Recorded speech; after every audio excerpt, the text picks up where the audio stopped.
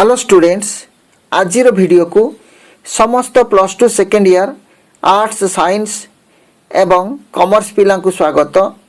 आज वीडियो आम plus two second year English poetry रु केते गुड़िए 3 नंबर विशिष्ट प्रश्नर आलोचना करवा। आपण मैंने जानते 2021 मसीहा CHSE एग्जाम रे 2टी 3 नंबर विशिष्ट प्रश्न पोएट्री रु आसीबो न्यू क्वेश्चन पैटर्न अनुसार, अर्थात 3 × 2 = 6 नंबर आसो पोएट्री रु। आ पैसेज आसबनी, केवल प्रश्न आसब। प्रश्न पाई कौन सी पैसेज दे नथिबो, तेणु मनरू आंसर को लिखिबे। आ मन रखिबे 3 नंबर विशिष्ट प्रश्नर उत्तर 30 टी शब्द मध्य हेबा दरकार। ओके, ताले 30 टी शब्द मध्य उत्तर लिखिबे। 2टी प्रश्न आसीबो, प्रति प्रश्न मूल्य 3 नंबर, आउ 3 × 2 = 6 नंबर आसीबो पोएट्री रु। ओके, ताले से अनुसार आपण माने प्रस्तुत होई रहंतु आगामी CHS एग्जाम पई।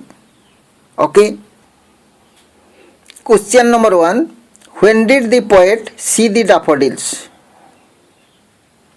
कवि केतेबेले डैफोडिल को देखिले? When did the poet see the daffodils? Answer देखिबा। The poet William Wordsworth was wandering in the Lake District of England. कवि William Wordsworth lake district, England रो लेक डिस्ट्रिक्ट रे घुराघुरी करुथिले बा बुलुथिले।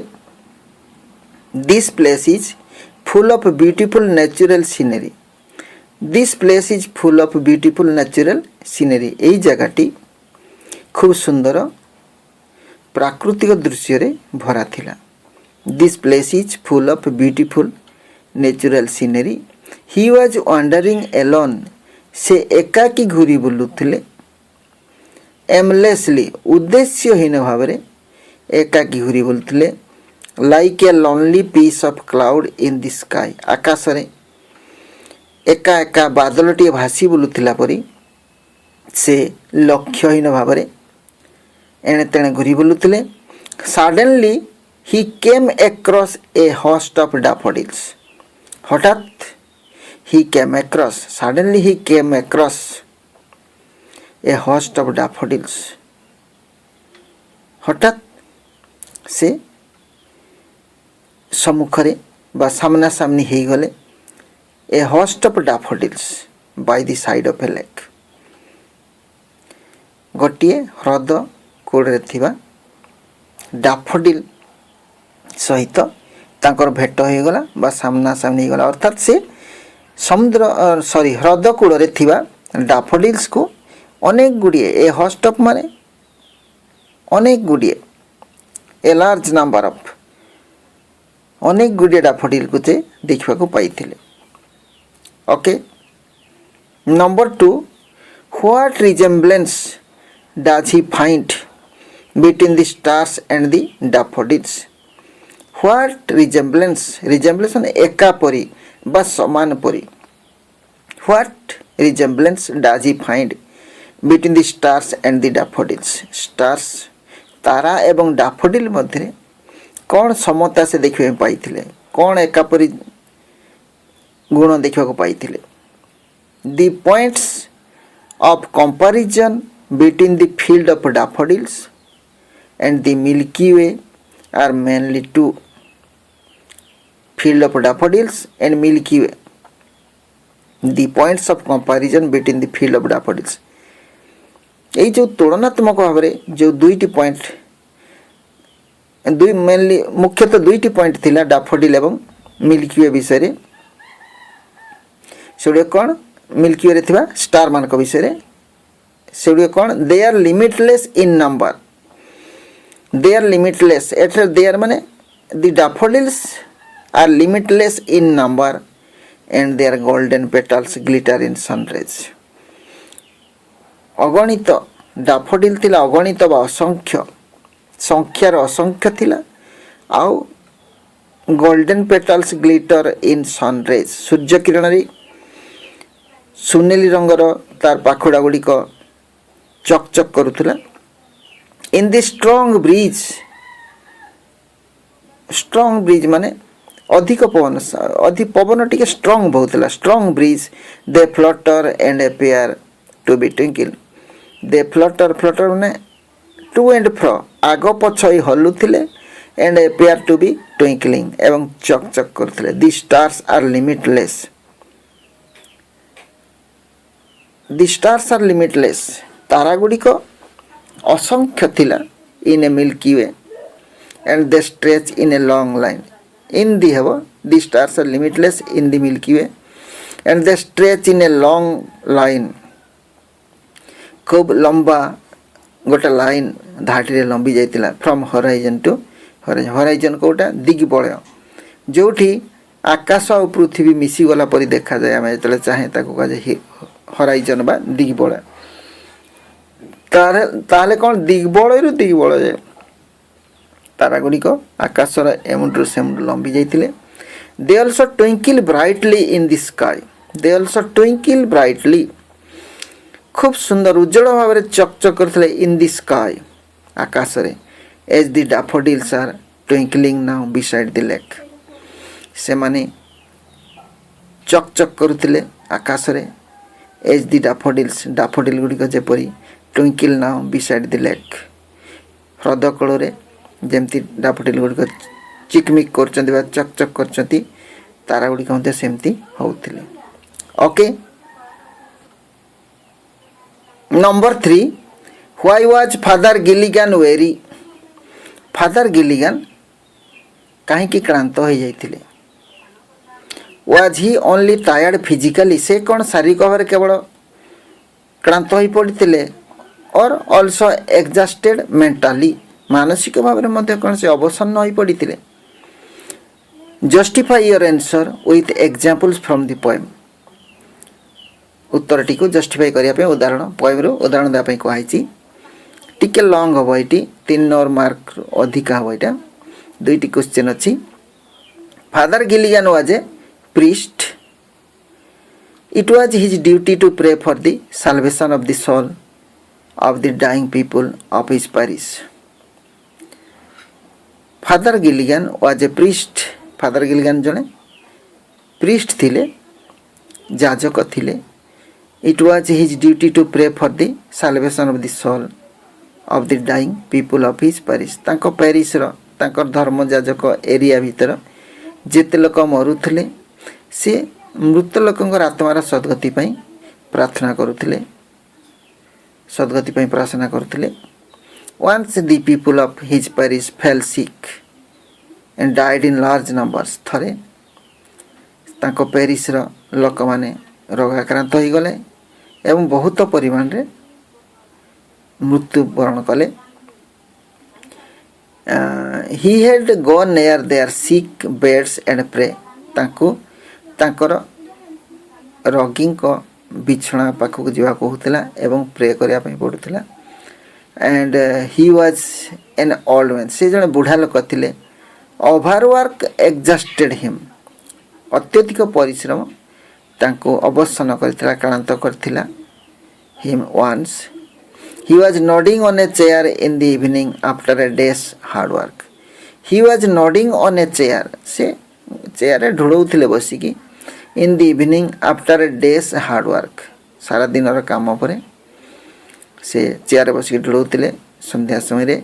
Eight that time a poor man sent for him. एई समय जने गरीब लोक तांको डकई पठैथिले। He was too tired to attend the poor man. He was too tired to attend the poor man. से गरीब लोक अटेंड करिया पई से बहुत क्लांत होई पड़िथिले।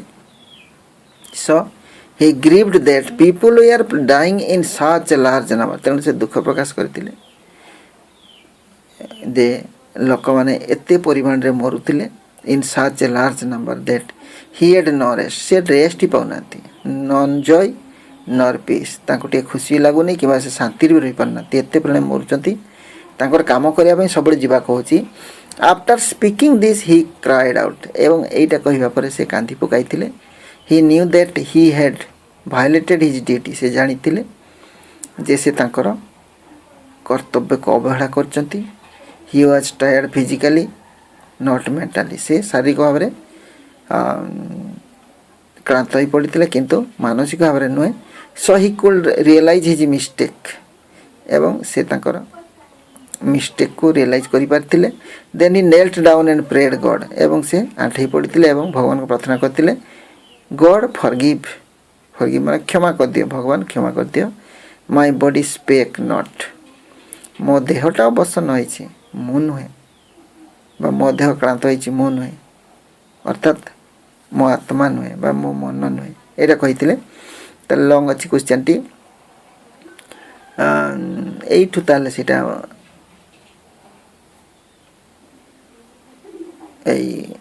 एठु आरंभ करे। He was too tired to attend the poor man, so he grieved that people are dying in such a large number that he had no rest, nor joy, nor peace. After speaking this, he cried out. एटा लिखला पर he knew that he had violated his duty. He was tired physically not mentally. Last जाए एठु answer टा लिखले चलिबो। he was too tired to attend the poor man, एठु लिखले चलिबो last जाए। Okay, अधिक लंब हो गले, अधिक लंब हो जाइछि 30 वर्ड्स भीतर हमर 3 नंबर प्रश्नटी हम। तेणु एत लंग न लिखिकी ही वाज टू टायर्ड एठु लिखले भी चलिबो। Okay, number 4, what happens to the poet when he lies on his couch, अर्थात कवि जेतरे ताको बिछण रे सुई थांती ताको कोन हुए। When the poet lies on his कच, एटी कच माने तांकर बिछण को अछि when resting place. When the poet lies on his कच इन वैकेंट और इन पेंसिव मूड, इन वैकेंट और इन पेंसिव मूड माने जेतले दुख किंबा विषादपूर्ण अवस्था रे सुई थांती। The memory of daffodils becomes alive in his mind. The memory of daffodils, daffodil ର ସ୍ମୃତି ତାଙ୍କ ମନରେ ଜୀବନ୍ତ ହୋଇଯାଏ। becomes alive in his mind. He can recall the joy he was experiencing. He can recall the joy, recall ମାନେ ମନେ ପକେଇବା, ସେ ମନେ ପକାନ୍ତି the joy he was experienced when he saw the golden daffodils dancing on the bank of the lake. ह्रद कूड़े जो daffodils से देखी थिले एवं जो खुशी अनुभव करते ताकु से मने पकांती। And with the memory of the daffodils the bliss of the moment also returns to him, एवं ए मेमोरी डैफोडिल मेमोरी सहित the bliss of the moment से समय से जो सुख पाइथिले बा से समय जो स्वर्गीय आनंद से पाइथिले also returns to him and his mind becomes calm. से स्वर्गीय आनंद जगु से ताको मन शांत हो जाउतला। his heart overflows, ताको हृदय बही जाउतला with pleasure, pleasure बा आत्मतृप्ति and he feels like dancing with the daffodils, एवं निजको से अनुभव करते से जेमति कि डैफोडिल सहित नृत्य करचंती। ओके, 5 नंबर प्रश्न number 5, what was the reaction of father Gilligan when he woke up from his deep sleep, state why he felt so. What was the reaction of father Gilligan when he woke up from his deep sleep, गभीर निद्र जेतले father Gilligan उठी पड़ले तांको reaction कोन थिला। State why he felt so, से काई के अनुभव कले को, से काई के अनुभव कले व्हाई, स्टेट माने एक्सप्लेन करो। Father Gilligan remembered his duty, father Gilligan तांको ड्यूटी से मन रखतिले। The moment he woke up from the deep sleep, जो समय से निज डीप स्लीप जो उठी पड़े गभीर निद्रा जो उठी पड़ते ही क्राइड आउट महाभरण महाभरण, ही क्राइड आउट से चित्कार करते कौन कहते महाभरण महाभरण। Remembering that the poor sick man whom he had failed to attend, ମନେ ପକାଇଥିଲେ ସେଇ ଯେଉଁ ଗରିବ ଦୁଃଖୀ ଲୋକଟି ପେସେଣ୍ଟଟି whom he had fallen to attend, ଯାହାକୁ ସେ ଆଟେଣ୍ଡ କରିବା ପାଇଁ ଫେଲ୍ ହୋଇଯାଇଥିଲେ ବା ଅବ୍ୟର୍ଥ ହୋଇଯାଇଥିଲେ due to his tiredness might have died। କ୍ଳାନ୍ତ ହୋଇକି ସେ ଯେଉଁ ଶୋଇଯାଇଥିଲେ ସେ ଲୋକ ନିହାତି ହୁଏତ ମରିଯାଇଥିବ। without listening to the pious words of the Bible, ବାଇବେଲର ସେହି ପବିତ୍ର ଶବ୍ଦକୁ ନ ଶୁଣି ସେ ତ ମରିଯାଇଥିବେ। his heart became heavy, remembering that the poor sick man whom he had failed to attend due to his tiredness might have died without listening to the pious words of the Bible, his heart became heavy। ତାଙ୍କ ହୃଦୟ heavy ହେଇଗଲା, ଭାରି ହେଇଗଲା। with grief, ଦୁଃଖରେ he engraved much, ସେ ବହୁତ ଦୁଃଖ ପ୍ରକାଶ କରିଥିଲେ। because he was a dutiful and pious person, ସେ ଜଣେ କର୍ତ୍ତବ୍ୟନିଷ୍ଠ ଆଉ ପାୟସ୍ ମାନେ ଖୁବ୍ ଧାର୍ମିକ ବ୍ୟକ୍ତି ଥିଲେ। his conscience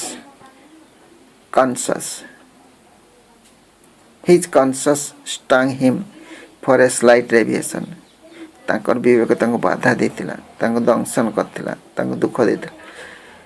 for a slight deviation, ସାମାନ୍ୟ ବ୍ୟତିକ୍ରମ ପାଇଁ ତାଙ୍କର ବିବେକ ତାଙ୍କୁ ବହୁତ ବାଧା ଦେଇଥିଲା। Okay, Number 6, who came to the sick man before his death? Why? କିଏ ସେ sick man ପାଖକୁ ତାଙ୍କର ଡେଥ୍ ପୂର୍ବରୁ ଆସିଥିଲେ ଏବଂ କାହିଁକି? who came to the sick man, କିଏ sick man ପାଖକୁ ଆସିଥିଲେ before his death, ତା ମୃତ୍ୟୁ ପୂର୍ବରୁ? why? God had sent an angel, spelling ଭୁଲ ଅଛି, angel, God had sent an angel to the sick man in the guise of Father Gilligan। Father Gilligan को बेसरे भगवान जड़े एंजल को पठाइथिले। Father's negligence in attending the sick, father को negligence बा अवहेला attending the sick, रोगी को अटेंड करिवार जो अवहेला थिला was not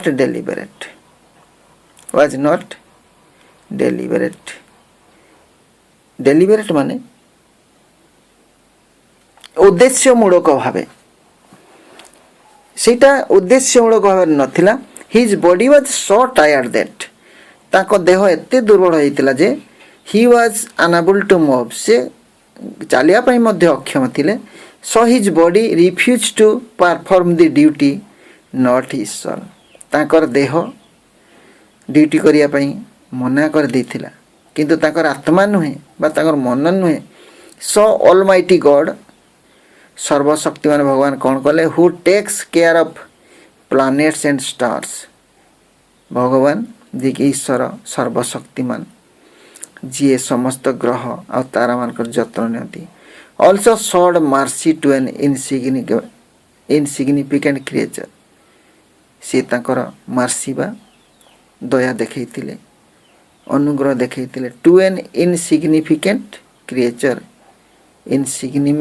इनसिग्निफिकेंट माने अनामधेय गोटे प्राणी। एठारे father Gilligan and sent an angel to perform his duty, तांकर ड्यूटी को परफॉर्म करने ପାଇଁ जण एंजल को पठाई देथिले। तेणु फादर गिलिगन को बेसरे जण एंजल चली आसथिले तांको सेवा करिया ପାଇଁ। ओके, आज आम एटी वीडियो को शेष करवा। वीडियोर कलेबर बहुत बड़ हो गलानी। अवशिष्ट प्रश्न गुड़िक परवर्ती वीडियो रे आम आलोचना करवा। आज वीडियो केमती लगला कमेंट्स मध्य जनइबे। जदि भल लगे लाइक टे करेंगे और सांगसाथी सहित शेयर करेंगे। आउ जो मैंने सब्सक्राइब करना से चैनल को सब्सक्राइब करेंगे और बेल आइकन क्लिक करेंगे, ताले परवर्ती वीडियो नोटिफिकेशन तांको पाखक सब आगे पहुँच। धन्यवाद। जोटी था भल था सुखरे था। Thanks for watching.